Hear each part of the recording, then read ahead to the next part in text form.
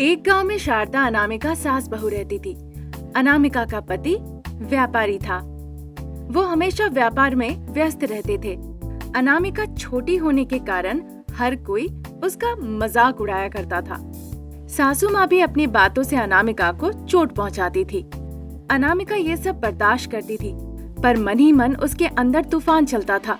तभी एक दिन शारदा कहती है, अरे बहू, अब तुम कहाँ जा रही हो? मंदिर जा रही हूँ माँ जी, आप भी मेरे साथ चल सकती है, अभी जाके आ जाऊंगी। जरूरत नहीं बाबा, तुम्हारे साथ जाऊंगी तो लोग मेरा भी मजाक उड़ाएंगे। छोटी बहू, लंबी सास, ऐसा बोलने लगेंगे। तुम्हारे साथ ना जाने में ही भलाई है। क्या सासू माँ, आप भी ऐसा कह रही है? एक बार सोच के तो कहिए, अगर आप भी मेरे बारे में मजाक उड़ाएंगी, मेरे बारे में टिप्पणी करेंगी तो मुझे कितना बुरा लग सकता है। बहुत हो गया, अब गांव वालों का मुंह तो बंद नहीं रख सकते ना, वो तो बोलेंगे ही। तुम मंदिर जा रही हो ना, जाओ जाओ। अनामिका की सासू माँ ने जिस तरह से कहा, ये सुन के वो बहुत दुखी हो जाती है। वो बहुत रोती है। मंदिर जाने के दौरान गांव वाले जिन्होंने भी उसे देखा, नाटी नाटी करके उसका बहुत मजाक उड़ाया। कुछ लोग तो उसके मुंह के ऊपर ही कहने लगे, अनामिका बौनी है, नाटी है। ये सुन के उसके दिल में बहुत तकलीफ पहुंचती है और वो रोते रोते मंदिर चली जाती है। मंदिर जाके वो रोते रोते देवता के सामने अपना दिल का दर्द बताती है। माँ, मैं तुम पे विश्वास करती हूँ, मुझे रास्ता दिखाओ माँ, मुझे इस तकलीफ से निकालो माँ। आपने मुझे क्यों नाटा बनाया? सब मेरा मजाक उड़ाते हैं, मेरी क्या गलती है इसमें? आप बताइए, मैं ऐसी जिंदगी नहीं जीना चाहती, नहीं जीना चाहती। अनामिका जब रोते रोते कहती है, वहाँ देवी माँ प्रकट हो जाती है। अनामिका को रोते देख वो हंसने लगती है। मुझे रोते देख आप हंस रही हैं माँ, ये आपको मजाक लग रहा है। लोग मेरा मजाक उड़ाते रहते हैं मेरे बौनेपन की वजह से। अनामिका, बताओ मैं क्या करूं जिससे तुम्हारी परेशानी खत्म हो जाए? मैं आशीर्वाद दूंगी। मैं लंबी होना चाहती हूँ, इस गांव में सबसे लंबी, ताकि सारे गांव वाले मुझे सर उठा के देखते ही रहे। मैं बस यही चाहती हूँ। ऐसा कहकर अनामिका रोने लगती है। अनामिका ने देवी माँ से जो मांगा, ये सुन के देवी माँ खुश हुई और अनामिका को आशीर्वाद दी। अनामिका लंबी हो जाती है, इतनी लंबी हो गई कि खड़े होने पे वो पड़ोस के गांव को भी देख सकती थी। अपनी ऊंची कद की वजह से अनामिका बहुत खुश होती है। वो पूरे गांव घूम के सभी को अपनी लंबाई दिखाती है, पर जैसा अनामिका सोची थी वैसा कुछ भी नहीं हुआ। उल्टा लोग अनामिका को भूत समझने लगे। ऐसा तक कि शारदा भी अपनी बहू को देखकर डर जाती है। फिर वो अपनी बहू को खेत ले जाती है। ये क्या है तुम्हारी वेशभूषा? कैसे बदल गई तुम?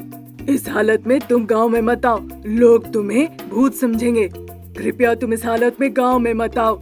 मैंने इस बारे में तुम्हारे पति से कहा है, पर उसको वक्त नहीं हो रहा है क्योंकि वो बहुत व्यस्त है।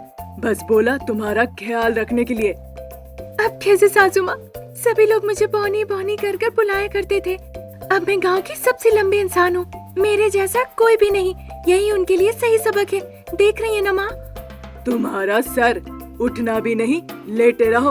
उठना भी नहीं, लोग देखेंगे तो तुम्हें पीट पीट के कहीं वहीं मार ना दे। ठीक है सासू माँ, मुझे भूख लगी है, कुछ खाने को दीजिए। क्योंकि अनामिका का हाइट लंबा हो गया था, इसीलिए उसका पेट भी बड़ा हो गया था। अब कम खाना से अनामिका का पेट ही नहीं भर रहा था। कुंभकर्ण के तरह बड़े बड़े बर्तन में उसके लिए खाना पका के देने लगी। अनामिका का देखभाल के लिए शारदा कुछ नौकर चाकर भी रखे। एक अनामिका को पानी देती थी तो अगला साफ सफाई करती थी। उन्हें सीढ़ियों से ऊपर चढ़ना पड़ता था अनामिका को खाना देने के लिए। शुरुआत में लोग उसे सहायता कर रहे हैं देखकर अनामिका को उत्साह होता था, पर बाद में उसे मजबूरी लगने लगा। अनामिका का मन दुखी हो गया। अपनी ऐसी परिस्थिति देखकर उसे गुस्सा आने लगा। सासू माँ को ये बात पता चलते ही वो अनामिका को समझाती है। पहले की तरह मैं खुद से नहा नहीं सकती, मैं ईश्वर की पूजा नहीं कर सकती, न हाथों से पका सकती हूँ न खिला सकती हूँ। मुझे अपनी ही परिस्थिति देखकर बहुत बुरा लग रहा है सासू माँ। अब लोग मुझे अजूबा समझने लगे हैं। मैं किसी से बात भी नहीं कर सकती हूँ। लग रहा है किसी ने बांध दिया है मुझे। बहुत बुरा लग रहा है सासू माँ। दुखी मत हो बेटा, दुखी मत हो। ये सब तुम्हारा ही किया धरा है। ईश्वर जैसी जिंदगी देते हैं, उसी में खुश रहना चाहिए बेटा। और हम ये अच्छा नहीं वो अच्छा नहीं ये कहते रहते हैं, वो गलत है। नहीं तो ऐसा ही होता है अनामिका। बहुत हो गया माँ जी, मैं इस नरक में नहीं रह सकती। मैं अभी के अभी देवी माँ के पास जाऊंगी। अनामिका देवी माँ के पास जाना चाहती थी, पर वो जा नहीं पाती। उसे डर लगने लगा कि अगर गांव में वो गई तो पता नहीं लोग क्या करेंगे। वो वहीं पे बैठ के देवी माँ के बारे में सोचने लगती है और रोते रोते देवी माँ से मदद के लिए गुहार लगाती है। अनामिका का प्रार्थना सुन के देवी माँ नीचे आती है।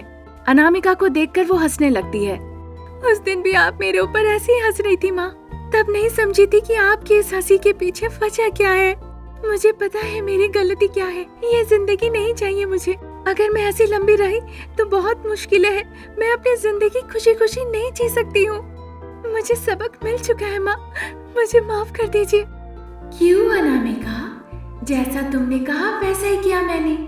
आशीर्वाद दिया तुम्हें, फिर तुम्हें वो आशीर्वाद अब क्यों नहीं चाहिए? हाँ माँ, मैं लंबी होना नहीं चाहती हूँ। लंबी होके कोई खुशी नहीं, कोई संबंध नहीं, सभी से मुझे अलग रहना पड़ेगा।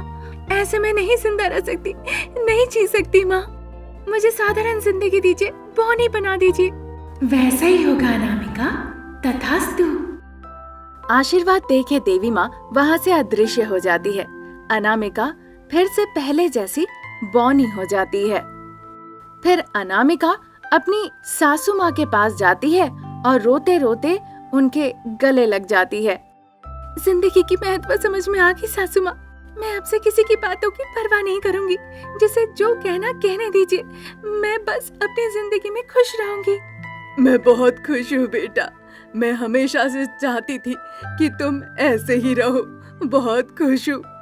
उस दिन के बाद से सास और बहू एक दूसरे के साथ खुशी खुशी रहने लगती है।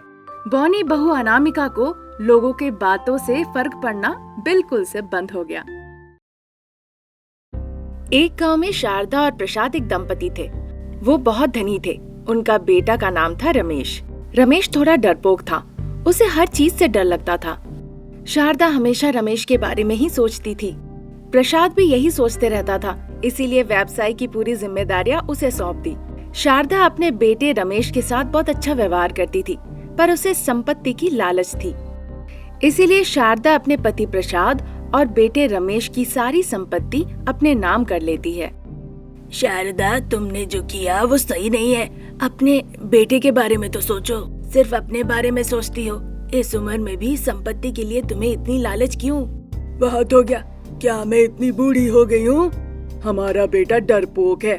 अगर हम अपनी पूरी संपत्ति उसके नाम रख दे तो कोई राउडी आके उससे धमकी देगा तो वो पूरी संपत्ति उसे भी दे सकता है। बाप रे, तुम्हारा साधारण दिमाग नहीं है, क्रिमिनल दिमाग है। अब आप इतना विवरण चाह रहे हो, शांति से नहीं रह सकते क्या? कल मैं 5 एकड़ जमीन खरीदा था। तुम्हारे नाम पे ट्रांसफर करना है, इंतजार कर सकती हो? नहीं कर सकती, मेरे पास इतना धैर्य नहीं है। अगर कल दिन रमेश की शादी हुई और नई बहू आके तुमसे अच्छे से बात करने लगी और तुम सारा जायदाद उसे दे दिए तो मेरी परिस्थिति क्या होगी? इसीलिए सुरक्षा के लिए ऐसा कर रही हूँ। हमेशा संपत्ति के बारे में सोचती हो। एक अच्छी लड़की देख के बेटे की शादी नहीं कराई जाती। मैंने एक लड़की देखी है, उसका नाम है अनामिका। हमारा क्लर्क रविंद्र है ना, उसकी बेटी अनामिका। वो भी हमारे बेटे के तरह डरपोक है। मैं सोच रही हूँ उसी से हमारे बेटे की शादी करा दूँ। कल शादी के बाद वो घर का सारा काम करेगी, मैं जो कहूँगी वही सुनेगी और फिर हमारे बेटे पे हुक्म नहीं चलाएगी। इतनी तो अकल ही नहीं है, इसीलिए वो मुझे पसंद है। वाह, क्या किस्मत है उसकी तुम जैसी माँ पाके। बेचारे को ये सब पता चलेगा तो क्या लगेगा? मैंने कहा मुझे इसकी जरूरत नहीं है। अगर कुछ कम हुआ तो तुम जान लो। पता है तुम चबा के खा लोगी। चलो रविंद्र के घर जाके शादी तय कराते हैं। मेरी सब बात हो चुकी है। इस हफ्ते के अंदर अच्छा मुहूर्त है। मैंने सोचा था तुम्हें बताऊंगी और दिन तय करूंगी, बस।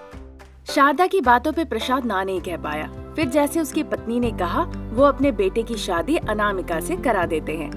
अनामिका शादी के बाद खुशी खुशी ससुराल पहुंची।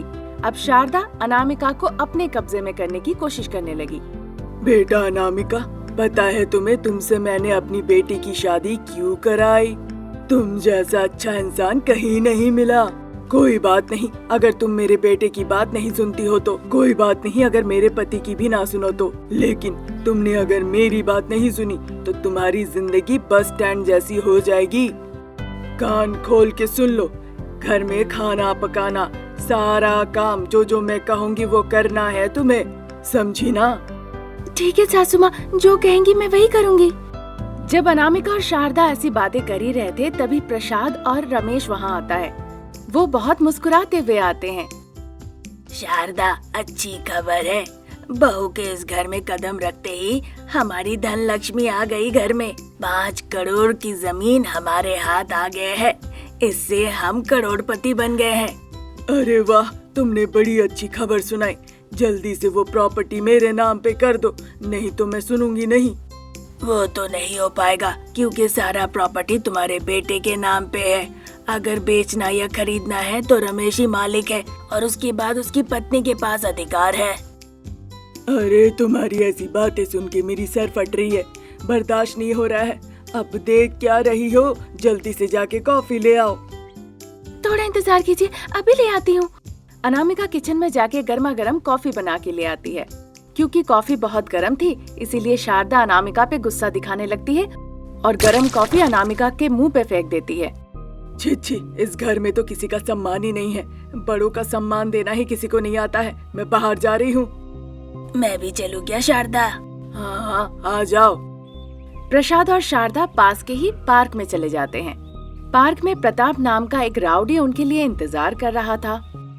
प्रसाद और शारदा की संपत्ति के लिए उसने उसे अपनी मोटर बाइक से रस्सी से बांधकर घिसटना शुरू कर देता है। प्रताप बहुत ही डेंजरस गुंडा था, उसका विरोध कोई नहीं करता था। इसी वजह से प्रसाद और शारदा को बचाने के लिए भी कोई सामने नहीं आ पाया। प्रसाद और शारदा को घसीटते हुए प्रताप ले जा रहा है, ये खबर रमेश और अनामिका को मिली। अजी सुनते हैं, वो गुंडा माँ और पिताजी को घसीटते हुए लेके जा रहा है, जाइए उन्हें बचाइए। हे भगवान, मुझे डर लग रहा है, मैं नहीं जा सकता, तुम जाओ। अरे उधर माँ पिताजी खतरे में है और आप उन्हें बचाने के बदले में किस तरह की बातें किए जा रहे हैं? क्या हो गया आपको? अनामिका, मुझे मत भेजो, देख के बहुत बड़ा गुंडा लग रहा है, लेकिन मेरी माँ के लिए तो बहुत छोटी सी बात है। नहीं जी, हम माँ पिताजी को इस तरह से नहीं छोड़ सकते हैं, उन्हें हमें बचाना होगा, चाहे हमारी जान ही क्यों न चली जाए। अब ज्यादा देर मत कीजिए, चलिए मेरे साथ। अपनी सास ससुर की जान बचाने के लिए अनामिका कूद जाती है प्रताप के ऊपर और उससे लड़ाई करने लगती है।